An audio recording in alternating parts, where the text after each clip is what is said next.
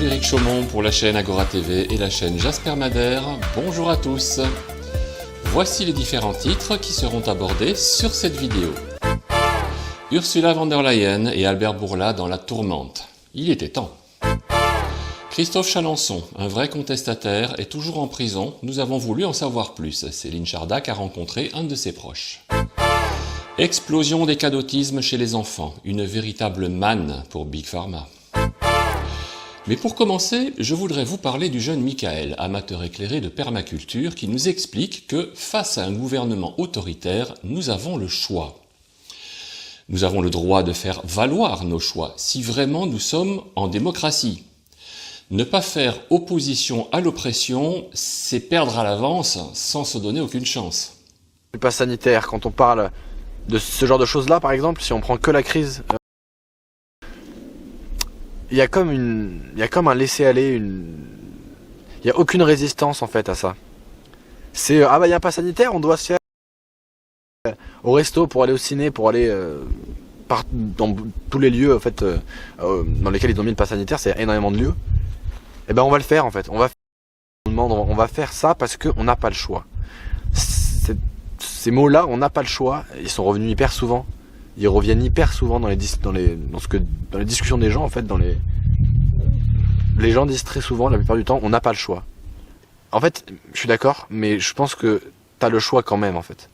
T'as le choix de dire non, t'as le choix au minimum de t'opposer, de refuser, de dire ce que tu ressens, de dire ce que tu penses. Enfin si, qu'on fait le choix de ne pas avoir le choix, c'est le début de la fin en fait, parce que dans ce cas-là, on est prêt à tout accepter en fait.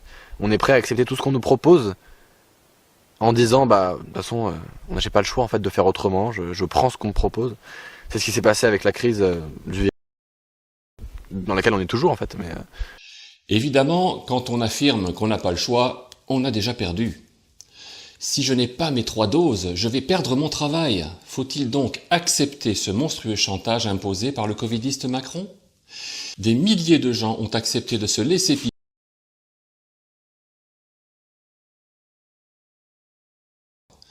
C'est donc seulement après qu'ils se rendent compte qu'ils ont fait le mauvais. Et c'est trop tard. Plus de travail et... Voilà pourquoi nous publions les pensées de ce jeune Michael qui nous avait déjà bien inspiré au mois de mai 2021 sur une vidéo où il épluche point par point tous les problèmes dont notre société est victime aujourd'hui. Et tout ça en moins de 10 minutes. Je vous recommande vivement de voir ou de revoir cette vidéo remarquable de pertinence et de maturité. Le lien est évidemment sous cette vidéo. Ursula von der Leyen, présidente de la Commission européenne, et Albert Bourla, président des laboratoires Pfizer, se retrouvent l'un et l'autre dans la tourmente. La présidente corrompue tente de nous la jouer à l'envers. Elle prétend avoir effacé les SMS échangés secrètement avec Albert Bourla, des laboratoires Pfizer, archi-multirécidiviste, condamné. Personne, et surtout pas dans le milieu judiciaire et journalistique, ne croira une seule seconde à la disparition de ces textos que les opérateurs conservent sur leur serveur. Ni le fait que la présidente von der Leyen se devait d'archiver et de produire tout élément concernant les affaires européennes. À plus forte raison, quand il s'agit des plus gigantesques contrats conclus dans une affaire de santé publique, dont les laboratoires ont formalisé par avance leur exonération.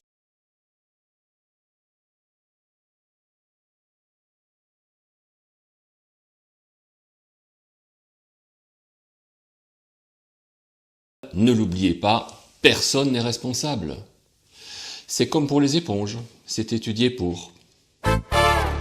Information repérée par Silvano Trota. Big Pharma envisage une croissance exponentielle sur un marché de plusieurs milliards de dollars pour les médicaments contre l'autisme. Et oui, ça rapporte beaucoup d'argent l'autisme. Quelle aubaine! Justement, le nombre des cas d'autisme a littéralement explosé ces 20 dernières années et il n'y a plus besoin de le prouver.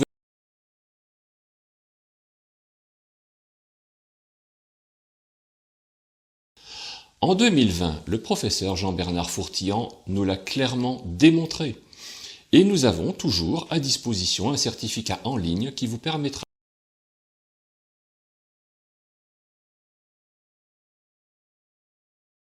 Le lien se trouve sous la vidéo. Dès lors, on comprend mieux pourquoi les laboratoires se frottent les mains face à cette explosion de cadotisme chez les...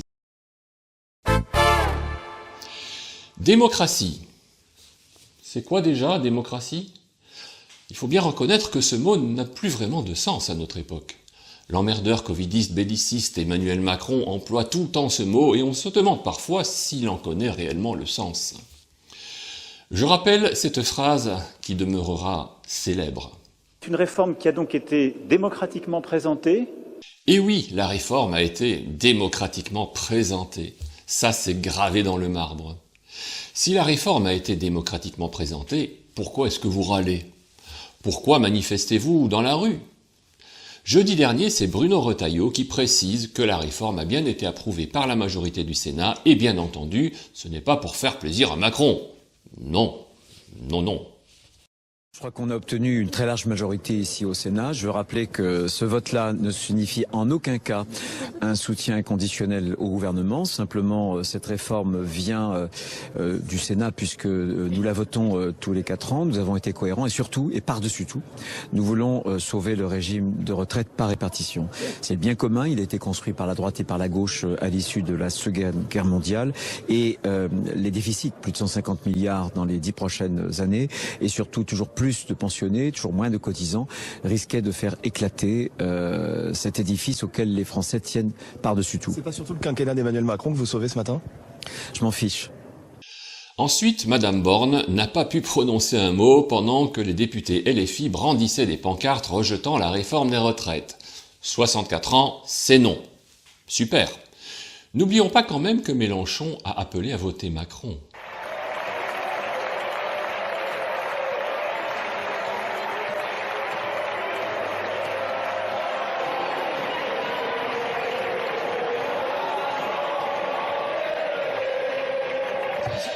Des millions de gens dans la rue protestent contre cette réforme depuis le 7 mars dernier et le gouvernement ne comprend toujours pas que cette réforme est massivement rejetée.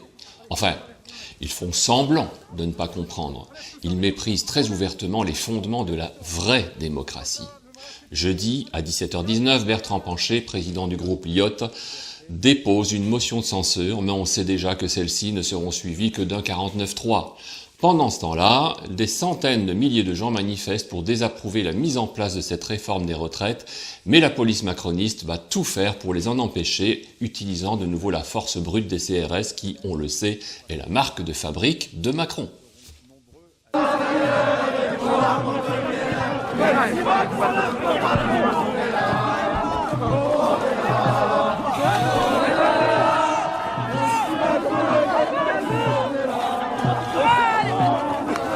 Fawzi Lelouch, gilet jaune de la première heure, va même s'adresser directement à la police qui lui fait face. Combien de temps encore la police va-t-elle défendre Macron au lieu de défendre la population? C'est à l'Élysée et au Sénat, c'est nulle part ailleurs. Faites vos marches de un point B à A ou à B. République-nation, on n'obtiendra rien comme ça. Ça suffit, on n'est pas docile. La colère, elle est légitime, il faut l'exprimer. Même eux, ils sont en colère. Vous êtes exploités, messieurs. On se sert de vous. Le gouvernement, il ne prend même pas ses responsabilités. Il se sert de vous. C'est pour ça que vous êtes équipés, comme pour aller à la guerre. Regardez nous comment on est. Regardez, j'en ai rien à foutre du matériel. Mais la valeur humaine, elle a plus d'importance. Vous devriez, vous le savez, vous avez des familles. Vous croyez que vous galérez pas au quotidien? Vous croyez qu'on ne mérite pas d'être entendu par ce gouvernement? Vous trouvez que c'est normal que tous ces gens ils soient dans la rue et qu'ils nous imposent des choses et au moment de c'est vous qui mettez devant? C'est pas normal. Vous aussi arrêtez d'accepter ça. Vous êtes concernés. Si c'est pas vous directement, c'est vos enfants ou vos parents. On est tous dans le même sac. Faut arrêter de dire oui quand c'est pas normal. Vous vous battez bien pour la justice. Vous vous battez pour le droit. Et ben ça c'est notre droit aussi. On est des citoyens. On est en République, en démocratie. Et le pouvoir, il est au peuple. Ils sont censés, normalement, les gouvernants, nous représenter. Les syndicats, ils sont censés pour faire un service de corps intermédiaire. Plus personne ne le fait. Macron, il fait ce qu'il veut. Et il vous utilise. Comme il vous a utilisé pendant 4 ans pour nous foutre sur la gueule à nous, les gilets jaunes. Aujourd'hui, on est là pour dire non. Et en vous mettant devant nous, Ils sont contents parce que grâce à ça, ils nous asservissent. Et on veut pas l'être. On est libre, on n'est pas dans un pays libre. Cette colère est légitime et parfaitement fondée sur des arguments qui nous rappellent que nous sommes censés être en démocratie. La police, de son côté, doit se faire un examen de conscience avant de dégainer les matraques et les flashballs et se demander s'ils sont censés défendre le peuple ou les oppresseurs du peuple.